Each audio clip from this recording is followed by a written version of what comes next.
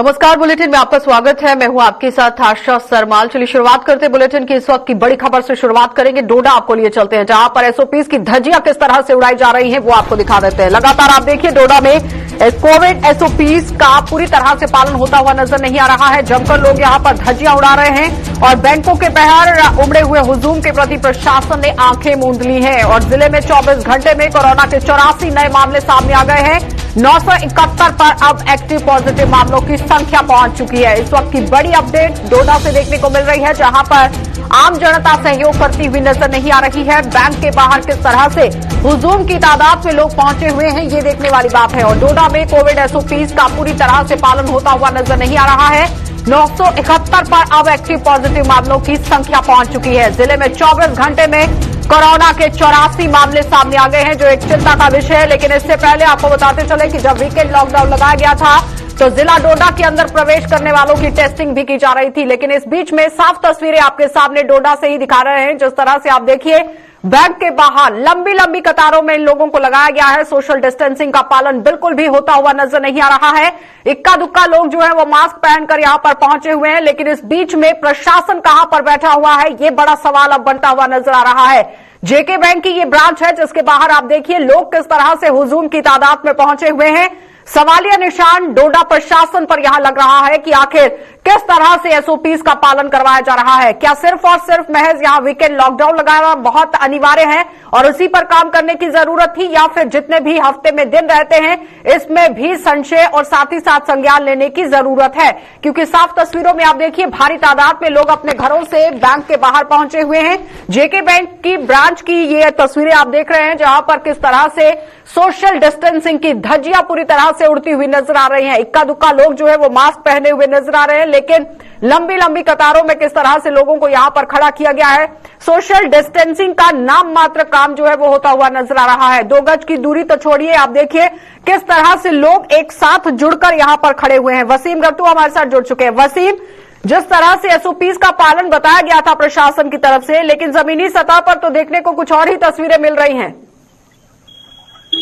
देखिए, इस तरह की तस्वीरें डोडा शहर के अंदर हमको देखने को मिल रही है। ये ताजा तस्वीरें अभी कुछ देर पहले की हैं। जम्मू कश्मीर मेन ब्रांच डोडा के बिल्कुल बाहर की तस्वीरें हैं। कुछ लोगों की तरफ से हमें कुछ फोटोज पहले दिखे और उसके बाद ये तस्वीरें हमने खुद जो है अपने कैमरे में कैद की। आपने देखा होगा कि किस तरह के हालात वहां पे बने हुए, कोई भी एसओपीज का पालन नहीं है, कुछ नहीं है।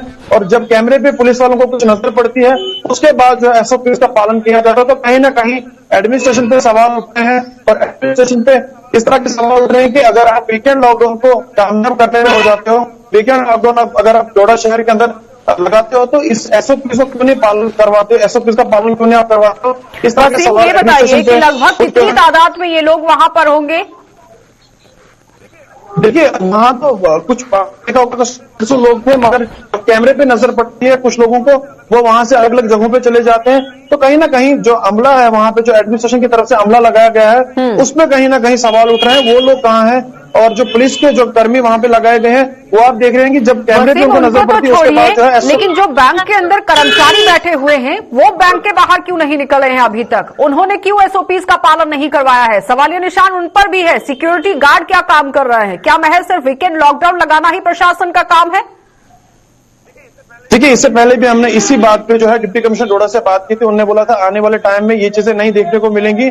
इसी मुद्दे पे हमने बात की थी कि जम्मू कश्मीर बैंक के बाहर इस तरह की भीड़ क्यों होती है। उन्होंने बोला था आने वाले टाइम में ये चीजें आपको नहीं देखने को मिलेंगी, पर वही चीजें आज फिर देखने को मिल रही है। तो कहीं ना कहीं एडमिनिस्ट्रेशन पे भी सवाल उठ रहे हैं और जम्मू कश्मीर बैंक के जो कर्मचारी हैं उन पे भी सवाल उठ रहे हैं। कहीं पे भी आपको वो नजर नहीं आएंगे। तो कहीं ना कहीं आने वाले टाइम में अगर हम ये बता सकते हैं कि कोविड का जिस तरह से कहर बढ़ता हुआ नजर आ रहा है, तो आने वाले टाइम में ये इन तस्वीरों को देख के ये बता सकते हैं कि आने वाले टाइम में यहाँ पे कोविड के केसेस काफी तेजी से बढ़ते हुए नजर आएंगे। जी, लेकिन 24 घंटे में 84 मामले सामने आना ये छोटी सी बात नहीं है। और जाहिर तरीके से 100 की तादाद में तो लोग वहां पर पहुंचे हुए हैं बैंक के बाहर। और अगर एक भी व्यक्ति संक्रमित होता है तो जाहिर तौर पर वो इन 100 लोगों को संक्रमण दे सकता है, जो एक चेन बनती हुई नजर आएगी, जिस पर प्रशासन को गौर फरमाने की जरूरत थी। बिल्कुल, देखिए, जब वहां पे हम देख रहे हैं कि जम्मू कश्मीर बैंक के अंदर जो है वहां पे कोविड की टेस्टिंग हो रही है, मगर उसके बावजूद भी आप देख सकते हैं फॉर्मेलिटी जैसी की जाती है कि सोशल डिस्टेंस का पालन किया जाता है। कुछ लोग जो है विदाउट मास्क हैं, और आप देख सकते हैं कि वीकेंड लॉकडाउन भी लगाया गया है इसी पर्पज के लिए कि भीड़ नहीं होगी।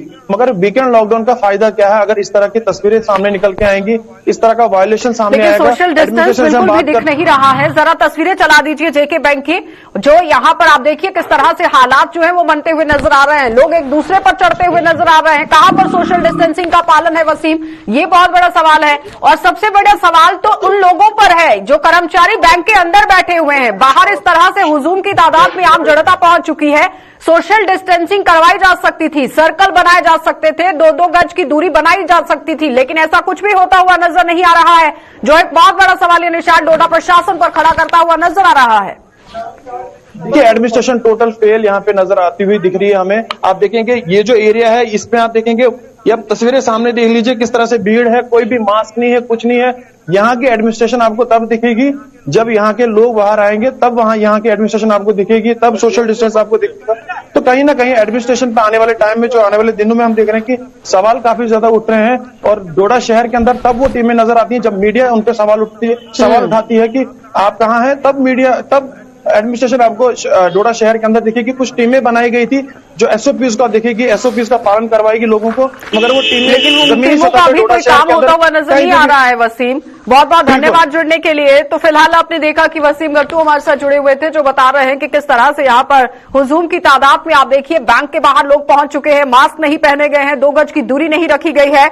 और जो प्रशासन की तरफ से बड़े बड़े दावे पेश किए जाते हैं उनमें कितनी सच्चाई है, वो जीता जागता नमूना आज आप अपनी टीवी स्क्रीन पर देख रहे हैं डोडा से। और यहां पर डोडा प्रशासन को हरकत में आने की जरूरत है और पूरी तरह से काम करने की जरूरत है कि आम जनता को जागरूक तो किया जा रहा है, लेकिन किस तरह से पालन करवाना है इस पर भी संज्ञान लेना बहुत जरूरी है। आगे बढ़ जाएंगे, अब आपको पुंछ लिए चलेंगे और पुंछ से भी आपको खबर दिखाना बहुत जरूरी है, क्योंकि चोरी का मामला आज पुंछ के अंदर देखने को मिला है। लेकिन हैरान करने वाली बात यहां पर यह है कि चोरों ने देखिए किस तरह से इबादत गाहों के अंदर यहां पर दस्तक दे दी है। चोरों को इबादत गाहों का भी अब कोई लिहाज नहीं रहा है। पुंछ में चोरों ने मस्जिद में यहां से धमारी कर माल उड़ा लिया है और रात के अंधेरे में ही नहीं, आज सुबह इस पूरी वारदात को अंजाम दिया गया। नकदी, चेकबुक और एटीएम कार्ड चुराकर चोर यहां से रफू चक्कर हो गए हैं। कहने का तात्पर्य यह है कि अब इबादत गाहों के अंदर भी चोर पहुंचते हुए नजर आ रहे हैं, जो पुलिस के लिए कहीं ना कहीं अब बड़ी चुनौती बनता हुआ नजर आ रहा है। और पुंछ पुलिस पूरी तरह से संज्ञान लेने के लिए कैसे काम करेगी, अब यह देखने वाली बात है, क्योंकि मंदिर, मस्जिद, गिरजाघर और गुरुद्वारों के अंदर भी अगर चोर पहुंचने लगे तो जाहिर तौर पर सवालिया निशान जरूर उठता है कि आखिर प्रशासन क्या काम कर रहा है या फिर पुलिस क्या काम कर रही है। इस वक्त की बड़ी अपडेट पुंछ से देखने को मिल रही है, जहां पर चोरों को इबादत गाहों का भी कोई लिहाज नहीं है और पुंछ में अब चोरों ने मस्जिद के अंदर भी चोरी कर दी है। और रात के अंधेरे में ही ये चोरी नहीं हुई है, सुबह सवेरे ये चोरी की गई है। पूरी वारदात को अंजाम दिया गया, जिसमें नकदी, चेकबुक और एटीएम कार्ड चुराकर ये चोर रफू चक्कर हो गए हैं। स्थानीय लोगों का क्या कुछ कहना है, जरा वो देख लीजिए। ये कोई सुबह अभी थोड़ी देर पहले इमाम साहब तैयार हुए और तैयार होने के बाद ये यहीं पे थे, यहाँ से फिर मदरसे में चले गए। वहां से फोन किया जी कि पीछे चोरी होगी। हम जब पहुंचे यहाँ पे कोई 9, 9:30 के करीब यहाँ पे जब पहुंचे तो हमने देखा कि कुछ ताले भी तोड़े हैं, थोड़ी पड़ी है। खैर हमने हाथ नहीं लगाया, हमने वक्तन जो है वो SHO पुलिस स्टेशन पुंछ जो है उनको फ़ोन करके इतला दी और वो आए तो उन्होंने खुद जो है वो पुलिस की अपनी पार्टी भी भेजी है, वो देख रहे हैं क्या है क्या नहीं है। और मस्जिद है, मस्जिद में लोग नकदी देते हैं, रसीदें कटवाते हैं, पैसा होगा लगभग लाख के करीब तो होता ही है। तो ये है कि ये आज कोई पहली बात नहीं है, ये एक चला आ रहा है सिलसिला, लेकिन बस ये है कि पकड़ा नहीं जा रहा कोई। असल में हुआ ये कि यहाँ पर जो ये मेरा पर्सनली जो यहाँ पर कमरा है रहने का, मैं यहाँ पर जो है अभी थोड़ी देर पहले मैं रात को भी यहीं था और सुबह भी मैं यहाँ से अभी तैयार होकर नहाकर मदरसा पहुँचा। तो थोड़ी देर बाद मेरे जो नायब इमाम हाफिज साहब वो यहाँ पर आए चाबी लेकर अपना कोई जरूरी डॉक्यूमेंट निकालने के लिए। तो उन्होंने मुझे कॉल की कि आपके कमरे का जो है वो कोना टूटा हुआ है और आपकी अलमारी और आपका सारा सामान यहाँ से कोई लेके चला गया है। जैसे मुझे खबर मिली तो यहाँ पे मैं आया हूँ। इस किस्म की वारदात जो है पहले भी यहाँ पर जो है होती हैं, आए दिन मस्जिदों में, मंदिरों में और ज़ियारतों पे जो है इस किस्म की जो है चोरियाँ होती थी। लेकिन और इससे पहले भी जो है इसमें इंतजामिया को जो है कोशिश करनी चाहिए और लगाम कसनी चाहिए और लोगों का पीछा करना चाहिए कि जो लोग ऐसा कर रहे हैं, अगर मस्जिदों में ऐसी लगातार जो है चोरी होना शुरू होगी तो फिर बहुत ज़्यादा हमारे लिए जो है मुश्किल हो जाएगा। कल भी जो हमारा एक दूसरा रूम है जहाँ पर जो है लाइब्रेरी है मस्जिद शरीफ की और मस्जिद का जो जरूरी सामान उसमें रखा हुआ है, वहां पर किसी ने कोशिश की और उसको तोड़ने की जो है कोशिश की, लेकिन वो ताला नहीं टूटा। तो आज ये इस जो हमारा पर्सनल रूम है यहाँ रहने का, इसका ताला तोड़कर जो हमारे पर्सनल अलमारी थी उसको भी मुकम्मल तोड़ा गया और एक हथौड़ी से तोड़ा गया, जो हथौड़ी यहाँ पर जो मौजूद है। चलिए, तो फिलहाल आप देख रहे हैं किस तरह से इबादत गाहों के अंदर भी निशाना बनाने की कोशिश चोरों की तरफ से यहां पर की गई है, लेकिन सवालिया निशान कहीं ना कहीं सुरक्षा पर भी उड़ता हुआ नजर आ रहा है। सनी हमारे संवाददाता हमारे साथ यहां जुड़ चुके हैं और सनी ने ग्राउंड जीरो पर भी रिपोर्ट किया है। सनी, पुलिस की तरफ से अभी तक क्या कुछ एक्शन किया गया, सबसे पहले ये बताइए। बात करें चोरी के मामले को, लगातार चोरी के मामले जो है वो बढ़ते ही जा रहे हैं। पिछले एक साल में लगातार मामले जो है बहुत ज्यादा बढ़े हैं। बात करें पुंछ में वहां पर चोरों ने मंदिर, मस्जिद या गुरुद्वारे में लगातार चोरी के इल्जाम दिए हैं। तो पुलिस इस तरह से प्रयास नहीं ले रही है, क्योंकि अगर पुलिस इस तरह से एक्शन में होती तो कहीं ना कहीं इस तरह के जो वाकया हैं वो सामने नहीं आते। पुलिस की तरफ से हमेशा ही वहां पर स्पॉट पे तो पहुंच जाती है पुलिस, वहां से छानबीन भी शुरू कर देती है। चोरों पर जो है वो नहीं कसी गई है। लगातार चोरी के मामले जो है आज भी हमने देखा एक मस्जिद के अंदर चोरों ने ये वाकया किया है, जहाँ से 1 लाख रुपया नकदी, एटीएम कार्ड, चेक बुक और बच्चों के कुछ डॉक्यूमेंट थे वो लोग लेकर चोर जो है वो फरार हुए हैं। उसके बाद पुलिस को फोन किया, पुलिस कई घंटों के बाद वहां पुलिस पहुंची, पर पुलिस ने वही छानबीन शुरू की और पुलिस की तरफ से ये कहा जा रहा है कि जल्द ही इन चोरों को हिरासत में लिया जाएगा, पर लगता है ऐसा नहीं है, क्योंकि पिछले 1 साल से अभी तक और पुलिस की हिरासत में नहीं आए, तो अब कब आएंगे। लेकिन सनी, सवाल यहाँ पर यह है कि जिस तरह से रात के अंधेरे में ये चोरी नहीं हुई है, दिन के उजाले में ये चोरी कर ली गई और कहीं ना कहीं सवालिया निशान पुलिस पर, और पुलिस के नाकतले अगर इस तरह से काम होता है तो बहुत ही काम करने की जरूरत है पुलिस को, क्या लगता है? जी बिल्कुल गुरु जी, ये जो जहाँ पर आज ये चोरी हुई है, इसी की कुछ ही दूरी पर पुलिस की चौकी भी है और सामने ही एक दुकानें हैं, वहाँ पर हमेशा ही पुलिस की चौकी रहती है। वहाँ पर ये चोरी हुई है। पुलिस के बिल्कुल आंखों के नीचे इस तरह के वाकया जो है वो लगातार हो रहे हैं, पर पुलिस आंखों पर पट्टी बांधे हुए। क्या पुलिस की तरफ से कोई यहाँ पर बयान जारी किया गया कि कब तक इस पूरे मामले को सुलझाया जाएगा, चोर का पता चलाया जाएगा? जी बिल्कुल गुरु जी, पुलिस की तरफ से यही कहा गया है जल्द से जल्द जो है पुलिस चोरों को गिरफ्तार किया जाएगा, पर ऐसा लगता नहीं है, क्योंकि पिछले भी कई दिनों में हमने देखा है कि मंदिर, गुरुद्वारे, मस्जिद और बात करें हम दशनामी अखाड़ा मंदिर पुंछ की, वहां भी पिछले 1 महीने के अंदर 2 बार चोरी की वाकयात हुई है। दशनामी अखाड़ा जो हमारे पुंछ का सबसे बड़ा मंदिर माना जाता है, वहां पर भी चोरी हुई है, तो अभी तक कामयाबी हाथ नहीं लगी। चलिए, बहुत बहुत धन्यवाद सनी जुड़ने के लिए। तो फिलहाल आपने देखा कि हमारे संवाददाता सनी हमारे साथ जुड़े हुए थे, जो बता रहे हैं कि किस तरह से चोरी की वारदात को अंजाम दिया गया है चोरों की तरफ से और दिन के उजाले में ये चोरी हुई है। इससे पहले भी कई बार मंदिर को भी निशाना बनाया गया, लेकिन अब यहां इबादत गाहों को भी निशाना बनाया जा रहा है। तो कहीं ना कहीं पुंछ पुलिस पर भी सवालिया निशान उठता हुआ नजर आ रहा है कि आखिर पुलिस के नाक तले किस तरह से चोरों के हौसले बुलंद हैं और कब तक इस पर कार्रवाई की जाएगी। आगे बढ़ जाएंगे सांबा, अब आपको लिए चलते हैं। अब आप देखिए सांबा के अंदर किस तरह से प्रशासन की पोल खुलती हुई नजर आ रही है, क्योंकि गुड गवर्नेंस इंडेक्स में तीसरे नंबर पर आए हुए सांबा का अब विकास को मद्देनजर रखते हुए कैसे यहां पर पोल खोली जा रही है वो देखने वाली बात है, क्योंकि सांबा में कई सड़कें अभी भी अपनी हालत पर आंसू बहा रही हैं।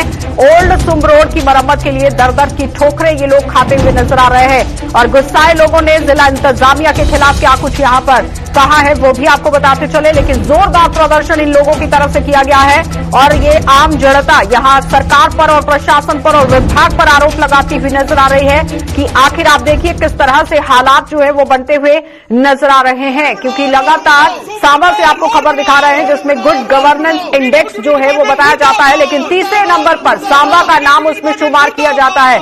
लेकिन विकास कितना हुआ है वे ग्राउंड पर उतरकर देखना बहुत जरूरी है। सुंब के लोग आज भी प्रदर्शन करते हुए नजर आए, ओल्ड सुंब रोड को यहां बनाने की ये बात कर रहे हैं, क्योंकि इसकी मरम्मत आज तक नहीं हो पाई है और गुस्साए लोगों ने जिला इंतजामिया के खिलाफ भी जोरदार प्रदर्शन कर दिया है। और इस वक्त की बड़ी अपडेट सांबा से आप देख रहे हैं किस तरह से यहां आप देखिए आम जनता जो है वो लामबंद होती हुई नजर आ रही है, क्योंकि यहां बड़े बड़े दावे पेश किए जा रहे हैं। उन दावों में कितनी सच्चाई है ये जमीनी सतह पर उतर कर देखना बहुत जरूरी है। सबसे पहले आपको सुना देंगे कि इन लोगों का क्या कुछ कहना था, उसके बाद चलेंगे संवाददाता के पास। डिस्ट्रिक्ट सांबा का ये सुंब ब्लॉक है, कंडी ब्लॉक है। यहाँ पे हमारी 8 पंचायतें हैं जिनके बीच का ये एक मेन रोड हमारा जो है, जो आज से 6 साल पहले सैंक्शन हुआ था। 36 करोड़ रुपया इसका जो है वो विभाग की तरफ से दिया गया था। इस रोड को आज 6 साल पूरे हो गए हैं, इस रोड का काम जो है वो नहीं हो पाया। उल्टा जो काम हुआ था वो भी सारा खराब हो गया है। उसके बीच में पैच डाले जा रहे हैं। एक करप्शन का बड़ा नेक्सस जो है सुंब ब्लॉक में इन डिपार्टमेंट की तरफ से चलाया जा रहा है। ना पैसे का कोई पता लग रहा है, वो पैसे कहां गए जो 36 करोड़ रुपया आया था, ना ग्राउंड के ऊपर काम दिख रहा है। लोगों को इतनी परेशानी है यहाँ की, सारे का सारा रोड जो है टूटा हुआ है। आज से 20 साल पहले ये रोड बना था, उसके बाद ना इसकी मुरम्मत की गई है, ना इस रोड को बनाया गया है। ये हालात दिन ब दिन बद से बदतर होते जा रहे हैं। लोग काफी परेशान हैं और मजबूर हैं। चलिए, तो 36 करोड़ रुपए की बात इन्होंने कह दी है कि वो पैसा कहां पर लगाया गया, कहां पर चला गया, क्योंकि ओल्ड सुम रोड की अभी भी खस्ता हालत जो है वो देखी जा रही है। ऋषि खजूरिया हमारे साथ जुड़ चुके हैं। ऋषि, जिस तरह से गुड गवर्नेंस इंडेक्स की बात करें, तीसरे नंबर पर जिला सांबा का नाम, लेकिन जमीनी सतह पर उतर कर देखना प्रशासन को बहुत जरूरी है, क्या लगता है? देखिए आशा, मैं सबसे पहले शुरुआत में यही कहूंगा कि मुझे भी 7 साल हो चुके हैं सांबा में रिपोर्टिंग करते हुए, और मैं इससे पहले भी अगर अपडेट करूं तो सांबा सुंब रोड की हालत लगातार हमें खस्ता ही देखने को मिली है। और जो लगातार प्रशासनिक अधिकारियों द्वारा गुड गवर्नेंस के दावे किए जा रहे हैं, मुझे लगता है कि ये खोखले दावे साबित हो रहे हैं। और खासतौर पर जो इंडेक्स में ये तीसरा नंबर जिला सांबा का आया है, या और भी अलग अलग जिलों की अगर बात करें तो ये जो रैंकिंग तैयार की जाती है, शायद एक कागजी कार्रवाई ही की जाती है। जमीनी सतह पर अगर आकर ये अधिकारी देखें तो शायद वहां की हालत कुछ और बयां करेगी। शायद एसी कमरों में बैठकर जे कागजी जो आप दावे कहते हैं ये पूरे कर लिए जाते हैं। लेकिन ओवरऑल देखें तो जमीनी सतह पर लोग आज इतनी परेशानियां झेल रहे हैं कि ये सबसे बड़ा उदाहरण ओल्ड सांबा सुंब रोड का है। यहां पर अभी भी जो काम है लगातार पिछले कई सालों से चल रहा है, लेकिन आज तक ये काम अधर में अटका हुआ है, अभी तक कंप्लीट नहीं हो पाया है। और अभी भी सांबा से सुंब तक अगर जाना हो, गोरन इलाके तक जाना हो, तो लोगों को भारी मुशक्कतें जो वो करनी पड़ती है। लोग अभी भी ये समझते हैं कि अभी भी हम बैकवर्ड इलाकों में रहते हैं और शहरों से जो हमारा संपर्क है वो अच्छे से नहीं हो पा रहा। और ये बताया जा रहा है कि 36 करोड़ का ये प्रोजेक्ट है और कहां पर ये पैसा गया, क्या कहीं किसी और प्रोजेक्ट में डाइवर्ट किया गया, इस तरह के आरोप भी लोगों द्वारा लगाए जा रहे हैं। लोगों ने कहा कि हमने बीडीसी चेयरमैन भी बनाए, डीडीसी मेंबर भी बनाए, चेयरमैन भी बना दिए, इससे पहले एमएलए भी रहे हैं यहाँ के। हर बार उनका यही एक लेकिन सवाल यहाँ पर यह है कि गुड गवर्नेंस का जो इंडेक्स यहाँ पर जारी किया गया, उसमें किस तरह से शुमार कर दिया गया तीसरे नंबर पर सांबा को? क्या सुंब इलाके की पूरी तरह से निशानदेही नहीं की गई, वहां पर संज्ञान नहीं लिया गया? क्या प्रशासन वहां तक पहुंचने में फेल रहा है, कुछ ऐसा? देखिए लोगों ने ये आरोप लगातार लगाया है कि जब भी ब्लॉक दिवस आयोजित किए जाते हैं, जब भी बैक टू विलेज के कार्यक्रम आयोजित किए जाते हैं, तो कुछ चहेते लोगों को आगे कर दिया जाता है जो अच्छाई सामने रखते हैं प्रशासन की, और उन्हीं अच्छाइयों के ऊपर एक रिपोर्ट तैयार कर ली जाती है, जिसके बाद ये इस तरह की रैंकिंग बन जाती है। और रैंकिंग में अव्वल नंबर के ऊपर जो वो हर एक जिला को जो वो लाने का प्रयास किया जाता है। तो शायद यही वजह है कि कागजी कार्रवाई की गई है। एसी कमरों में बैठकर जो वो एक अधिकारी से पूछा गया कि आप बताएं कि आप अपने विभाग का क्या कुछ काम वहां पर कर आए हैं, तो वो जो उनके बातों के ऊपर जो वो अच्छाई सामने लाई जाती है और उन्हीं अच्छाइयों को सामने रख दिया जाता है। तो ये सिर्फ और सिर्फ ढकोसले हैं, ये दावे जो फेक हैं। और लगातार सुंब के लोग आज भी लगातार कहते हैं कि हमारा ना तो प्रशासन ने कुछ सोचा है, ना पिछली सरकारों ने कुछ सोचा है, और ना ही हमारे नुमाइंदों ने कुछ सोचा है। लगातार ये सांबा सुंब रोड की बात करें तो अब ये वोट बैंक का भी एक अखाड़ा बन चुका है। राजनीति यहां पर नेता भी करते हैं इस रोड के ऊपर, और उसी के साथ प्रशासन भी इसी के ऊपर काम कर रहा है। के अंदर इसी रास्ते में 7 पुल बनाए जाने थे, और जब कोई फ्लड आता है या फिर बरसात का समय आता है तो लोगों का कांटेक्ट पूरी तरह से सिटी से टूट जाता है, यानी संपर्क बिल्कुल खत्म हो जाता है। ये वही इलाका है जहां पर एलजी प्रशासन को भी पहुंचने की जरूरत है। बिल्कुल आशा, आपने बिल्कुल सही कहा, ये वही इलाका है। और 7 से 8 यहाँ पर जो नाले पड़ते हैं रास्ते में, उन नालों को अभी तक जो वो काम नहीं किया गया। मात्र एक पुल जो है वो जरूर बनाया गया है, उसके आगे आपको रास्ता नहीं दिखाई देगा। और लगातार अगर मैं गर्भवती महिलाओं की बात करूं, अगर उनको कोई कॉम्प्लिकेसी आ जाती है, अस्पताल लाने में उनको काफी दिक्कतें पेश आती हैं। जब बरसात आती है तो लोग उस पार के उस पार रह जाते हैं, इस पार के इस पार रह जाते हैं, संपर्क पूरी तरह से टूट जाता है। तो आज ये जो आधुनिक दौर की हम बात कर रहे हैं, डिजिटल इंडिया की बात कर रहे हैं, तो मुझे लगता है कि इस दौर में भी अगर इस तरह से लोग अपनी जिंदगी जी रहे हैं तो ये बड़े शर्मनाक और इस तरह से तस्वीर है जो सामने आती है। करने से कुछ नहीं होने वाला है ऋषि, काम करने की बहुत जरूरत है। एलजी प्रशासन को ग्राउंड पर उतर कर देखने की जरूरत है कि अगर आप तीसरे नंबर पर किसी जिले को डाल रहे हैं तो वहां पर हालात क्या कुछ बने हुए हैं, आम जनता क्या कुछ भुगत रही है, वो जरा पहले देख लीजिए और उसके बाद इंडेक्स यहां पर तैयार कीजिए। बहुत बहुत धन्यवाद ऋषि जुड़ने के लिए। तो फिलहाल आपने देखा कि सांबा से हमारे संवाददाता ऋषि खजूरिया हमारे साथ जुड़े हुए थे, जो बता रहे हैं कि सांबा सुम रोड की खस्ता हालत की वजह से आज भी लोग परेशान हैं और लोग ये कह रहे हैं कि 36 करोड़ रुपए यहां पर आए थे, लेकिन वो पैसा कहां पर खर्च हुआ, ये बड़ा सवाल बनता हुआ नजर आ रहा है। और सुम रोड पर 7 ऐसी जगहें हैं जहां पर पूरी तरह से स्ट्रेच जो है वो टूटा हुआ है, जिसकी मरम्मत की काफी तरीके से आम जनता को जरूरत है, जिसमें गौर फरमाना बहुत जरूरी है। आगे बढ़ जाएंगे, अब आपको गुलमर्ग लिए चलते हैं, क्योंकि गुलमर्ग जो कि पर्यटन के लिहाज से बहुत अच्छे से माना जाता है, लेकिन इस बार आप देखिए पर्यटन स्थल गुलमर्ग में कई दिनों के बाद अब धूप खिलनी है और इससे राहत आम जनता को मिली है। गुलमर्ग में मौसम आप अब देखिए किस तरह से सुधार लाता हुआ नजर आ रहा है। धूप खिलने से काफी तरीके से अब मौसम में वहां पर सुधार आया है, लोगों को राहत मिली है और धूप में सोने की तरह यहां चमक रही है चारों तरफ गिरी हुई बर्फ की चादर, और रात का तापमान भी अब छूने से 10 डिग्री नीचे आ गया है। इस वक्त की बड़ी अपडेट गुलमर्ग से दिखा रहे हैं, क्योंकि गुलमर्ग पर्यटन क्षेत्र है और पर्यटकों के लिए ये आकर्षण का मुख्य केंद्र कश्मीर के अंदर माना जाता है। बाहर से लोग यहां पर पहुंचते हैं इसकी खूबसूरती को निहारने के लिए, लेकिन इस बीच में जब आज मौसम सुहावना हुआ है तो साफ तस्वीरें आप देखिए किस तरह से खूबसूरत तस्वीरें आपको दिखाने की कोशिश की जा रही है। गुलमर्ग में मौसम में धूप खिलने से अब सुधार आ गया है। इशफाक डार हमारे साथ जुड़ चुके हैं। इशफाक, क्या कुछ है सूरत हाल वहां पर? 10 रोज के बाद अब शायद गुलमर्ग के आज धूप खिली यहाँ रहे हैं कि जो है धूप से जो है खुश हो रहे हैं कि आज यहाँ पर शायद इनका गुलमर्ग अगर रात के तापमान की बात करें यहाँ पर -10.4 जो है रिकॉर्ड किया गया और जो शीत लहर है वो यहाँ पर न थमने का जो सिलसिला है वो जारी है। लेकिन दिन भर आज जो है खुली धूप आज खिल गई तो यहाँ पर सयाह भी काफी खुश नजर आ रहे हैं। मकामी लोगों ने काफी जो है राहत की सांस ली है और यहाँ पर जो अलाव का सहारा दिन में करना पड़ता था और यहाँ पर जो गर्म मलबूसात लेके जो लोग पहने हुए थे, लेकिन उससे आज पहली बार जो है छुटकारा मिला और इस धूप से जो है कहीं न कहीं जो मकामी लोग जो सयाह से वापस है वो खुश नजर आ रहे हैं। चलिए, बहुत बहुत धन्यवाद इशफाक जुड़ने के लिए। तो फिलहाल आपने देखा कि गुलमर्ग से हमारे संवाददाता इशफाक डार हमारे साथ जुड़े हुए थे, जो बता रहे हैं कि किस तरह से लोगों ने अब यहां पर राहत की सांस ली है, लेकिन खूबसूरती का नजारा देखते ही बन रहा है। और जम्मू कश्मीर की बात करें तो खूबसूरती के लिए जाना ही जाता है, लेकिन गुलमर्ग की खूबसूरती एक आकर्षण का केंद्र बनी हुई है। आगे बढ़ जाएंगे, अब आप देखिए कि साउथ कश्मीर के जिला शोपिया के चौक नौगाम इलाके में बुधवार देर रात यानी कल शाम को देर रात जिस तरह से मुठभेड़ होती है वो आज सुबह भी यहां हो रही थी और थम गई, लेकिन रात के अंधेरे का लाभ उठाकर आतंकी मुठभेड़ स्थल से भाग निकलने में भी यहां सफल रहे हैं। हालांकि सुरक्षा बलों ने अभी भी इलाके में सर्च ऑपरेशन चलाया हुआ है और सुरक्षा बलों को आशंका है कि अभी भी आतंकी ज्यादा दूर नहीं निकले हैं और वे आसपास में ही यहां कहीं छिपे हुए हैं, जिसकी वजह से सर्च ऑपरेशन लगातार जारी है। सुरक्षाकर्मी नौगाम इलाके में घर घर की तलाशी ले रहे हैं और इस मुठभेड़ में 3 जवान घायल हो गए थे, जिन्हें इलाज के लिए सेना के 92 बेस अस्पताल में भर्ती कराया गया।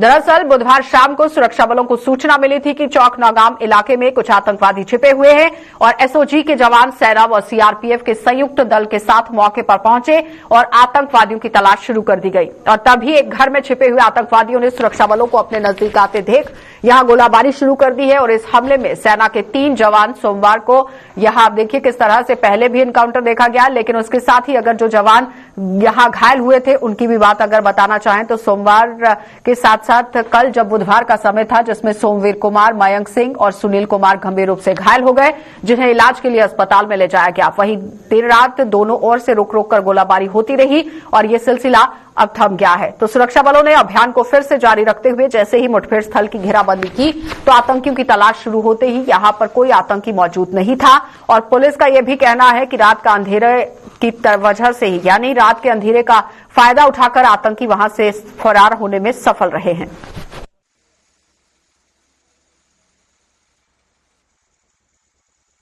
तो जम्मू में मीरा साहिब के नजदीक आज सुबह पेश आए सड़क हादसे में एक युवक की दर्दनाक मौत हो गई। ये हादसा मरालिया मोड़ पर तब पेश आया जब वहां से बाइक पर गुजर रहे एक युवक को एक कार ने जोरदार टक्कर मार दी। इस हादसे में बाइक सवार युवक की मौके पर ही मौत हो गई और जिसकी पहचान अविकाश नंदा पुत्र रमेश लाल निवासी जिंदड़ खुर्द बिजनहा के रूप में की गई है। उसके शव को पोस्टमार्टम के लिए आरएसपुरा के उप जिला अस्पताल पहुंचाया गया है, जहां तमाम औपचारिकताएं पूरी करने के बाद उसे परिजनों के हवाले कर दिया गया।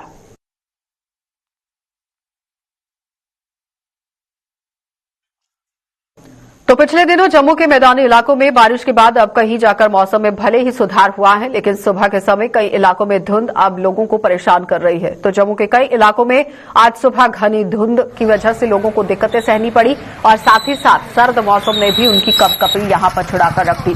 तो धुंध के कारण खासतौर पर वाहन चालकों को भी परेशानियों का सामना करना पड़ रहा है। उधर इस धुंध का असर कुछ इलाकों में भी देखने को मिला है, जबकि पुराने शहर में भी जम्मू की अगर बात करें तो आज धूप खिलने से लोगों ने राहत की सांस ली। ये अभी धुंध जो पड़ रही है बहुत ही खतरनाक धुंध है, क्योंकि इसमें ड्राइविंग करना तो सबसे मुश्किल है। तो थोड़ा भी बंदा इसमें लटरमस्ती करेगा तो कभी दुर्घटना हो सकती है, क्योंकि आगे 10 गज आगे तो दिखाई कुछ नहीं दे रहा है। और ये मौसम में तब्दीली आई है, क्योंकि ये धुंधें वगैरह पड़ती थी दिसंबर जनवरी में, दिसंबर के फर्स्ट में। अभी उल्टा सिस्टम हो गया, क्योंकि पहले तो ठंड पड़ी नहीं, अभी इतनी ठंड पड़ी है कि बुजुर्ग बंदे बाकी बच्चे उनकी तो बुरी हालत है। और धुंध से बच के ही गाड़ी चलानी चाहिए, क्योंकि हमें ज्यादा से ज्यादा 10 गज आगे दिखाई नहीं दे रहा है। कोई भी गाड़ी अगर स्पीड में हो तो कहीं भी उसकी टक्कर हो सकती है, तो कोई भी दुर्घटना घट सकती है। इसलिए इस पे कंट्रोल करना गाड़ी पे जरूरी है और बच्चे वगैरह को बाहर नहीं आने देना चाहिए। और कोविड-19 का जो ख्याल है वो जरूर रखना चाहिए, क्योंकि सर्दी के दिनों में ये और ज्यादा फैलता है, क्योंकि एक सर्दी जुकाम है उसकी वजह से ही ये बीमारी फैल रही है। जनाब पिछले 2-4 दिन तो बड़ी धुंध पवा दी है, इहदे कन्नै लोकें दा आना जाना विजिबिलिटी बड़ी घटी दी है, ते पिछे बरखा नहीं आ, उहदे विच बड़ा कारोबार ठप रहा लोकें दा, ते उहदे बाद हुण धुंध पै गई है, ते इस वजह नाल लोग बड़े परेशान। पिछले कुछ दिनों तो बड़ी धुंध शुंध पै रही है, ते उहदी वजह नाल लोग दा कारोबार बड़े ठप न। ते चलिए बुलेटिन में फिलहाल इतना ही। देश और दुनिया की खबरों के लिए आप बने रहिए गुलिस्तान न्यूज के साथ।